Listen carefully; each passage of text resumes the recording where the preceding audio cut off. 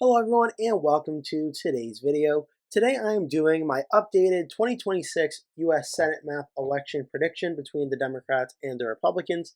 So if you are unfamiliar, the Democrats start off with about 34 Senate seats going into the 2026 election. Republicans start off with 31, and there are 35 Senate seats that are going to be up for grabs in this election. So what I'm going to do is go through every single Senate seat, give a quick little read on it on Wikipedia, and then give my own personal rankings for this seat. So for instance, I'm going to start with the state of Alaska. Alaska, we go down here. This is Republican incumbent, where is it? Here it is. Republican two-term incumbent Dan Sullivan, who was reelected in 2020. And despite filing paperwork to run for an old seat, he may be facing a challenge from Democratic U.S. Rep. Mary Peltola if she does run. The state of Alaska itself, though, we can check here on the map, did just vote for Trump by about 14 points. As for the Senate side of things, there was not a Senate seat last time around in Alaska, but I think we can expect Alaska will probably end up being around a likely to safe Republican seat. I'm going to say it starts off as safe Republican. The state of Oregon, we can go to the state of Oregon now. It's easier if I just do it this way. Oregon, this is Democratic incumbent Senator Jeff Merkley. He has declared he is running for re-election, and there's no current Republican challenger listed. A lot of the top forecasters have it as safe Democrat. In the presidential election, we just saw Kamala Harris win the state by 15 points. Merkley is going to be the nominee, but even if he wasn't, Oregon is going to remain a safe Democratic seat. Now for the state of Idaho. Idaho, no surprise here. This is Republican incumbent Jim Risch, who was reelected in 2020. And this is going to be, I can already tell, a safe Republican state. Donald Trump won it by 37 points back in November. There's not going to be really any contention at the Senate level as well. Idaho will be safe Republican. The state of Montana. Montana is very fascinating because we did just see a very close Senate race in Montana where Republican Tim Sheehy was able to defeat Democratic incumbent John Tester 53% to 46%. This time around, we do have a Republican incumbent senator. I believe this is going to be Steve Daines' seat. Yes, it is. Steve Daines was reelected, and he is going to be running again in all likelihood. Former representative from Montana House, Riley Neal, is running for the Democratic nomination. I do not expect this race to be close like the other one. I think Steve Daines is probably going to win this one by over 15%. No offense to the Democratic candidate, but John Tester is the only one in Montana, only Democrat, that can make this race realistically competitive. Now looking at the state of Wyoming, you can scroll down to Wyoming where it's Republican incumbent Cynthia Lummis. Donald Trump massively won Wyoming 72-26. The Senate map was also Republican for John Barrasso 76-24. Unsurprisingly, in 2026, Wyoming is going to be a safe Republican state. Now we have the state of Colorado. Colorado, once upon a time, used to be a swing state that did hold some competitive elections. Not so much anymore, as we can scroll up. Colorado is one-term Democratic incumbent John Hickenlooper. He has stated that he plans to run for re-election, and further stated, though, it will be his last term. So there is going to be some questions. He did say he was going to run for re-election, but even if it was not going to be him, it's more likely than not the state will stay in Democratic hands, as Colorado did just vote for Kamala Harris over Donald Trump by about 11 points. Colorado, not Virginia, excuse me. Colorado is one of those states. It's kind of on the fringe between being a safe Democratic state and a likely Democratic state. Given the midterm environment, I do think Colorado does end up being a safe Democratic state. New Mexico. New Mexico is a very interesting one where this is always a state Republicans early on think they may have a chance at contending, but this will be one-term Democrat Ben Ray Lujan, who got 51.7% back in 2020. Back in 2024, Kamala Harris won this state by about 6 points over Donald Trump. Well, let's see, there's a Senate race here. There ended up being 10 points for Martin Heinrich over Nella Dominici. So this is going to be a semi-competitive race. I think New Mexico would start out as likely Democratic. This would be a margin of victory for the Democrats between 5% and 15%, and I certainly think this is where the Senate race is going to fall for the state of New Mexico. Now we're going to go back up to the northern part of the country with South Dakota. South Dakota, this is one of the more Republican states in the country as well. This is two-term Republican Mike Rounds. There was some questions of potentially him running for governor or maybe even facing a Republican primary challenger. I don't know how that's going to go. We're going to have to wait and see how that develops. But South Dakota is a very Republican state. I'm not going to spend too much more time on it. It will be a safe Republican state. Nebraska is interesting because Nebraska is also a safe Republican state, though we did just see a very close Senate race in Nebraska in 2024. I'll be getting to that in 1 second. Former Governor Pete Ricketts was appointed to the Senate seat and won the special election in 2024 to finish the rest of the term. It's expected he will be running again. 2024 Nebraska Independent Candidate Senate Dan Osborne, who challenged Deb Fischer, is viewed as a potential candidate, but no word if he's running as of yet. At the presidential level, Nebraska is a safe Republican state. At the Senate level, though, as I showed, this is a very close race, 53-47 for Fischer over Osborne. So Nebraska is one that you have to keep an eye out for. It is a very Republican state, and I'm starting it as safe Republican. But if Osborne were to run again, we'd have to keep an eye on this because this could go from safe Republican to likely Republican very, very quickly, depending on Osborne's candidacy and if he can catch fire once again like he did in 2024. Now we have the state of Kansas. The state of Kansas, this is going to be another very strong Republican state with one-term Republican Roger Marshall. There is some speculation the Democratic Governor Laura Kelly might run against Marshall, but she stated she does not intend to run, really much taking away the Democrats' only chance at having a competitive race. Kansas voted for Donald Trump by about 16 points in 2024, and there was no Senate election to go off of. For this one, Kansas, I think we can expect, will be a safe Republican seat. The state of Oklahoma, this is incumbent Mark Wayne Mullen. There were some whispers early on of a potential primary challenge, but I'm not sure if that's going to come to fruition. But Oklahoma is a very Republican state. Trump won it by over 30 points, and I see no reason why Oklahoma will not be a safe Republican state. Now, a very fun one, the state of Texas. Texas is very interesting because it does have Republican incumbent John Cornyn. This is a four-term Republican who'll be running for a fifth term. He is going to be likely facing a primary challenge between either U.S. Representative Ronnie Jackson or the Republican Attorney General of Texas, Ken Paxton. They have both expressed interest in running against him.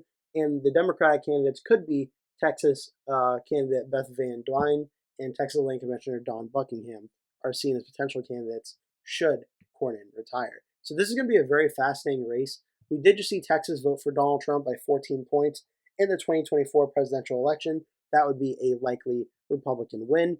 We also did have a Senate race up in 2024. We had Ted Cruz win the race by 8 points over his Democratic opponent, Colin Allred. That's an 8-point win as well. Obviously, we're going to have to wait and see how things square out with the Republican primary. If Cornyn does get a primary challenge, and if so, does he survive? These are all questions to wait for.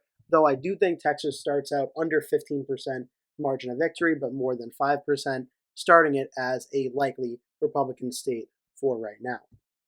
Louisiana is a Senate seat that I know for a fact does have a Republican primary challenger. This is Senator Bill Cassidy. He is facing a Republican primary challenger from former U.S. Representative John Fleming. So we're going to have to wait and see how that goes. John Bel Edwards, the former governor of Louisiana, could be a potential Democratic candidate, but we'll wait and see how that all squares out. Louisiana voted for 22 points for Trump back in 2024, and I don't believe there's a Senate race. No, there was not, but I do think Louisiana will be a safe Republican seat at the Senate level. It just depends which Republican will be representing that seat. Now we're going to look at the state of neighboring Mississippi. Mississippi, this should be a pretty quick one as well. This is one-term Republican Cindy Hyde-Smith, who got elected back in 2020. I believe that race was a little bit more competitive than you might expect for Mississippi, though. Mississippi voting for Donald Trump 61% to 38%. But if my memory serves me correct, if I go back to 2020, yes, it was a likely Republican win for Cindy Hyde-Smith at plus 10 points over her Democratic opponent. So I'm going to start this race out as safe Republican, but this is one that I could potentially see maybe get closer and go down into potentially even likely Republican if Hyde-Smith does have trouble somewhat like she did back in 2020. While we're here, we'll look at the state of Alabama. Alabama, one of the most Republican states in the country. This is one-term Republican Tommy Tuberville. He's plans to run for re-election. Former U.S. Senator Doug Jones could be a potential Democratic candidate, but Donald Trump won the state by over 30 points. No doubt in my mind, Alabama will be a safe Republican Senate seat. This puts the Republicans at 43, Democrats are at 37. The math is starting to pile up as Republicans get closer to getting that 50-seat Senate majority. Democrats are running a little bit behind, but we do have some more Democratic races to go. Arkansas, though, however, will not be one of them.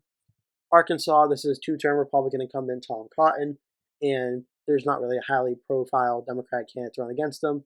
Dan Whitfield has announced his campaign, but I don't think he's going to be able to put much up of a fight up in a state that voted for Donald Trump by 30 points. Alaska will be a safe Republican seat. The state of Iowa. Iowa, once upon a time, used to be a very competitive swing state, even voting almost reliably Democrat for the Obama years. This is two-term Republican Joni Ernst. She does plan to run for a third term. Iowa Attorney General Brenna Bird is viewed as a potential primary challenger from the right. That'll be interesting to see if anything happens there, as well as talk show host Steve Deese. So it looks like the primary challenge may be Ernst's toughest battle. We did just see Iowa vote for President Trump by about 13 points. And let's see if there's a Senate election. There was not in 2024, but in 2022, Chuck Grassley won by about 12.2%. I think Iowa, for right now, starts out as likely Republican in between 5% and 15%. It could certainly exceed 15% on election day, but I think Iowa starts out around that margin. The state of, actually, let's do before Minnesota, let's go to Illinois first. Illinois should not take too much time. This is five-term Democratic incumbent Dick Durbin. Durbin filed paperwork to run for re-election, be re-elected to a sixth term. He would be the longest-serving senator from Illinois, surpassing the former record holder, Senator Shelby Cullom, who served 5 terms before losing the Republican nomination in 1912. Durbin has stated he'll make a decision on whether to retire after the first of the year in 2025. So we're going to have to wait and see for that. If Durbin does retire, there's a wide list of potential candidates, including Congresspersons Robin Kelly, Raja Krisha Namworthy, Nikki Budzinski, Lauren Underwood are also seen as potential Democratic candidates. And there's many more list of others that could run as well. Illinois just voted for Kamala Harris by 11 points over Donald Trump. On the Senate side of things, there was not a Senate race in 2024, but in 22 there was, and it was a 15-point win for Tammy Duckworth. So Illinois is going to be right on the edge between being a safe Democratic state and a likely Democratic state, and I'm going to narrowly side on the side that is a safe Democratic state, but it could easily fall into likely Democratic as well. Next, we're going to go to the state of Minnesota, a state that was actually surprisingly close to the presidential level in 2024. This is one-term Democrat Tina Smith. She won the re-elected in 2020 with 48.7% of the vote, a very close race actually. Being appointed by the governor in 2018, 2024 Republican U.S. Senate nominee Royce Wright is running for this seat. Minnesota did vote for Kamala Harris over Donald Trump by just 4 points, so that would be a lean Democratic characterization. However, we did see the Senate race involving Royce Wright go for Amy Klobuchar by 15 points, which would be safe Democratic. So the presidential race was lean Democratic, Senate race was safe Democratic. For now, I'm going to split the difference and start Minnesota off as likely Democrat, though I could certainly see it getting into the safe Democratic column if everything goes the Democrats' way. Now we're going to start in the South and work our way up. We have the state of Florida.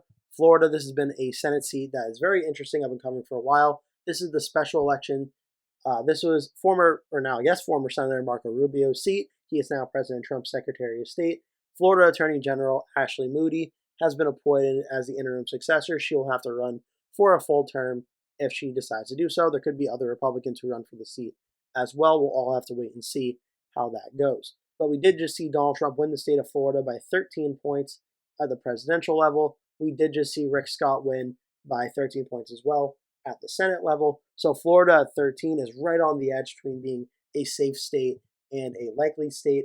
I'm narrowly starting it out as likely, but I can certainly see as time goes on putting it as safe Republican. But this one is certainly going to be closer to safe Republican than being actually competitive. Georgia, I'm going to circle back to because this is going to be one of the closest Senate races in the country, and I want to talk more in depth about it. South Carolina.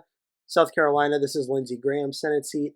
He could be facing a Republican primary challenger from the right, and that's certainly something to watch for.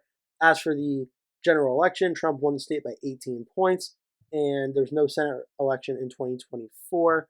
There was in 22. Rick Scott won by 26 points or so. I think South Carolina continues to be a safe Republican seat. Tennessee, this is an interesting one where I believe this is Marsha Blackburn's Senate seat. No, this is one-term Bill Hagerty, excuse me, getting my mind mixed up.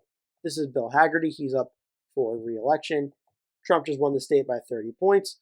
2024 did have Senator Marsha Blackburn. She was up in 24. She won by 30 points. I expect Tennessee will once again be a safe Republican state. North Carolina, again, very competitive. I'm going to come back to on that one. Kentucky, this is going to be Mitch McConnell. This may be his last term. He may run for re-election. He may not. I do not believe he said what he's going to do, though there is speculation that he may not run for re-election, but he will be serving out his term. Former Kentucky Attorney General Daniel Cameron right now and Representative Thomas Massie are viewed as strong contenders to run for the Republican nomination. The Democrats may run Governor Andy Beshear, but he has stated he does not want to run, so we're going to have to wait and see on that. But Kentucky is one of the most Republican states in the country, voting for Donald Trump by over 30 points, and I really don't see much of a world where Kentucky is going to be anything other than safe Republican, even if McConnell ends up running. Even if he did win the primary, I do still think Kentucky would be a safe Republican Senate seat. This puts Republicans at 49, Democrats are at 39. Now we have the state of Virginia. Virginia, this is going to be Democratic Senator Mark Warner. He will be running for re-election. He may be facing off against Governor Glenn Youngkin, who leaves office in early 2026. He's considered a potential candidate for the Republicans, though Youngkin has not given any inclination that he's going to run for the Senate race, so he may end up not running on this. It's all just rumors and speculation at this time.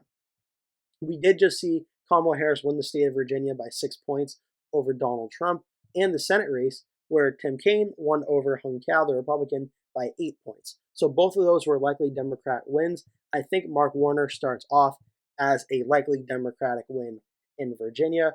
I do think Mark Warner, he's had some close elections in the past, specifically 2014. Maybe if Glenn Youngkin runs, this could become a competitive seat, but I think it stays in the Democratic hands. For now, I don't see much of a way that race is not going to be a Republican win.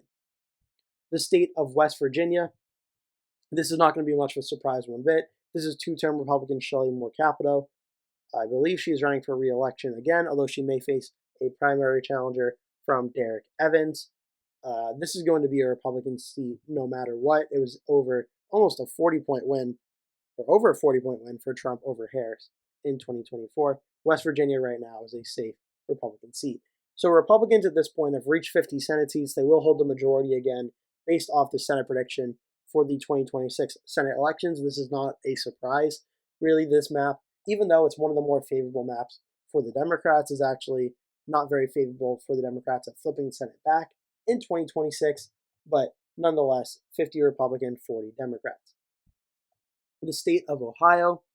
Ohio is going to be an interesting case. This is going to be an open seat due to the fact that J.D. Vance, the former senator from Ohio, is now obviously serving as President Trump's vice president. Lieutenant Governor John Husted was appointed a few weeks ago by Governor Mike DeWine to fill the seat. And there may be some other Republicans running for this post, but the main side of things on the Democratic side are former House Representative Tim Ryan and former Senator Sherrod Brown have expressed interest in running for this seat.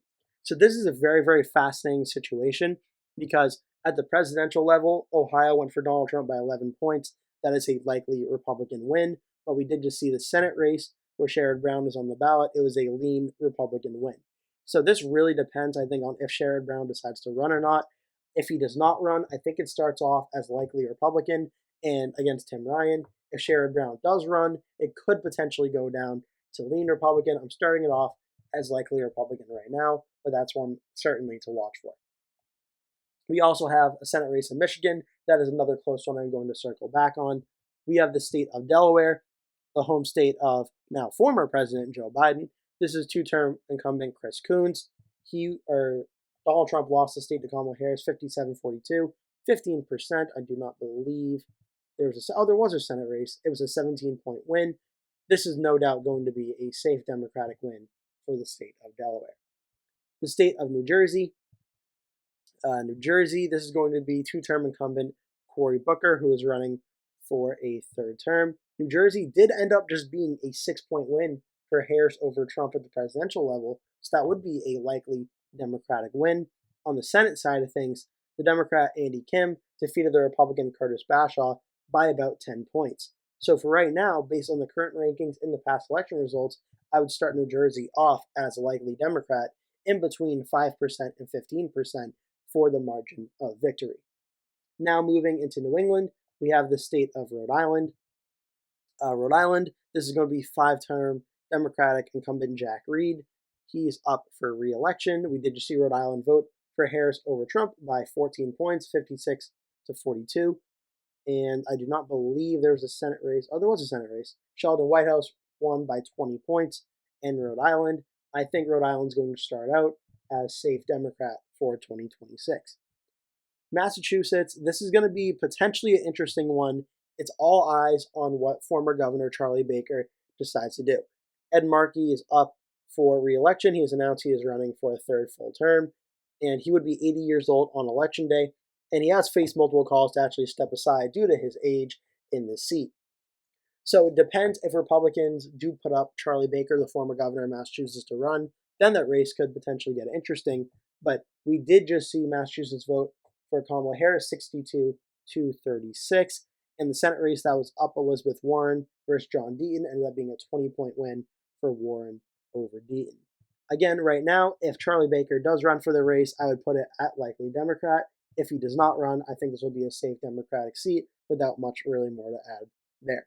New Hampshire is going to be a very competitive race, as well as Maine. So right now, I think there's about 44 seats. I'm very either safely confident or likely confident the Democrats will win. 51 seats that I think the Republicans will either safely win or likely win. And then we have the remaining 5 seats as the toss-up races that I'm watching. And these all have different degrees of being toss-ups, but these are the 5 states that I'm really watching closely for the 2026 Senate elections. And I'm going to start with the state of Maine. This is 5-term Republican Susan Collins, who was reelected in 2020 with 51% of the vote. She is running for 6th term. She may be facing off against either U.S. Representative Shelley Pingree or outgoing Governor Janet Mills could also potentially run. Maine, the problem Susan Collins faces, Kamala Harris just won statewide by 7 points over Donald Trump. We also did just see a Senate race where the independent Angus King, who does caucus with the Democrats, did win here by a safe margin. So Susan Collins, as a moderate Republican in a likely Democratic state, faces a tough challenge. I'm on the edge of putting it as likely Republican or lean Republican, and under 5% would be lean. I think I'm going to narrowly put it as likely Republican, but it's really Maine's going to be more competitive than we might see. Maine's obviously not as a Republican-friendly state as, say, Ohio, Iowa, Texas, or Florida. So I'm watching this one very, very closely. I may even go so far as putting it as potentially even lean Republican, because I could see this one actually getting close, which may be a surprise. New Hampshire, this is one that I think I'm focusing on a lot more than potentially some others. This is 3-term Democrat Jeanne Shaheen. She may be having a rematch of the 2014 Senate race against former Massachusetts Senator Scott Brown. Scott Brown's one of the most highly recruited Republicans in the state of New Hampshire. He gives the Republicans the best shot, really, at winning this race out of all the available candidates in 2024. We just saw New Hampshire vote for Kamala Harris over Donald Trump by 3 points, a lean Democratic margin, a very, very close race here. I do not believe there was a Senate race in 24 in New Hampshire. There was not. So this is going to be a very close race. It was a 3-point race the last time Shaheen and Brown faced off as well. So I think this is going to be a very close one, a very big matinee. I think right now Jeanne Shaheen starts out as the favorite, but I don't think she exceeds more than 5%, even in what's supposed to be a Democrat-favored midterm. I think this race will be under 5%, and it will be really, really close between Shaheen and Brown. And this is one I'm watching closely because I have a gut instinct that this one might get very, very close as 2026 gets closer. Republicans still at 52, Democrats at 45. The state of Michigan, we just had some very big news happen not too long ago. that Gary Peters, the two-term incumbent, is not running for re-election. So there have already been a bunch of Democrats expressing interest in potentially running for this race, including former U.S. Secretary of Transportation Pete Buttigieg on the Democratic side. And I've also seen some reports maybe John James, the Republican representative, may run for the seat on the Republican side. Michigan just voted for Donald Trump by 1.4% at the presidential level, whereas on the Senate level, could this get any closer? It just voted for the Democrat Elisa Slotkin by a plurality of 0.3%. Michigan, I think, is now going to be one of the closest, if not the closest Senate race in the country in 2026. I do have the Democrats starting out as very narrow favorites in the state, though I am putting it at under 1% after seeing two very close races in 2024 for president and Senate. I do have Michigan starting out as tilt Democrat. The state of North Carolina, this one is going to be also an extremely close one. This is likely going to be Republican Senator Thom Tillis, though there has been speculation he may face off against a potential Republican primary challenger. Maybe even Laura Trump, President Trump's daughter-in-law, could potentially move back to North Carolina and run for the seat. But on the Democratic side, they have two very well-known candidates potentially running, former U.S. Representative Willie Nickel and former governor now, Roy Cooper. Both have expressed interest in running for this Democratic nomination. This is a very fascinating one, where if Roy Cooper runs against Thom Tillis, it's going to be a very, very competitive race. Because if we look back, North Carolina, Trump just did win the state by 3 points. And so it was a lean Republican seat, but if you want to look back to the last time Thom Tillis was on the ballot, we can look to 2020. He won by 1.7% by a plurality as well, under 50%. We want to look back at 2014 when he won, he got 48.82%, again, under 50%. So there's a real scenario here. If it's Thom Tillis versus Roy Cooper, we could end up seeing Tillis potentially losing the seat by under 1% and giving this race to the Democrats. My only trepidation here is I feel like every single time it looks like the Democrats are going to win either a Senate seat or a presidential race in North Carolina, Republicans find a way to hold on very, very narrowly. So maybe this is the time that streak breaks, but Tillis versus Cooper is going to be a very, very close race that I could see flip-flopping my rankings on that one leading up through Election Day, because I certainly think that's going to be very, very close. For now, I'm giving the edge of the incumbent until Roy Cooper officially declares, but the second Cooper declares, I would not be shocked one bit to start seeing North Carolina maybe going blue, because Cooper does give the Democrats the best chance at winning this seat. Tillis is not super well liked, even among members of his own party, but for now, I am starting it out as tilt Republican, but certainly open to changing that one. Lastly, we have the state of Georgia. This is perhaps the top pickup opportunity on the entire map. This is going to be Democrat Jon Ossoff running for a second term. The rumor is Governor of Georgia, Brian Kemp, the outgoing governor, who is term limited in 2026, is widely seen as a potential candidate, and this all depends on if Brian Kemp runs. We did just see Georgia go for Donald Trump by 2 points in the 2024 presidential elections. This is a very close state, a lean Republican margin, a very, very competitive state, and it's just really all dependent on what Brian Kemp does. I do not believe there was a Senate race in 24. There was not. Back in 22, Democrat Warnock won by 2.8 points. Back in 2020, Ossoff won by 1.2% over David Perdue. Warnock won by 2.1%. This is going to be an incredibly close race where, under the assumption that Brian Kemp runs, I start this race off as tilt Republican.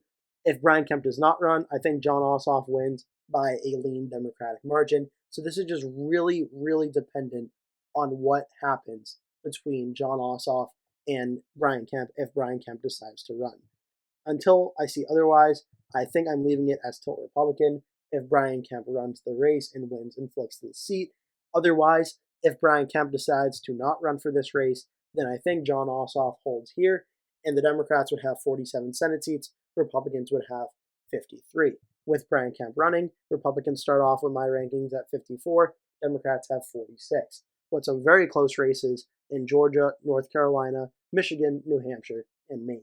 I hope you enjoyed this video. If you did, make sure to give it a like, leave a comment below telling me what your rankings are for the 2026 Senate map as of today. This is all subject to change as new news reports come out and more things change in polling and such. Hope you enjoyed this video and hope to see you in a future video. That will do it for today's video. Thank you so much for watching. If you enjoyed the video, please remember to give it a like. And if you really liked it, please remember to click the subscribe button. And make sure you turn post notifications on so you always get notified when I post a new video. That way you never miss one. Also, please remember to share this video with your friends and family if you really like the video. And remember to stay tuned because I'll be posting at least one video every single day leading up until Election Day. So I'd really appreciate it if you keep coming back and watching those videos. Thank you so much for watching, and I hope to see you in a future video.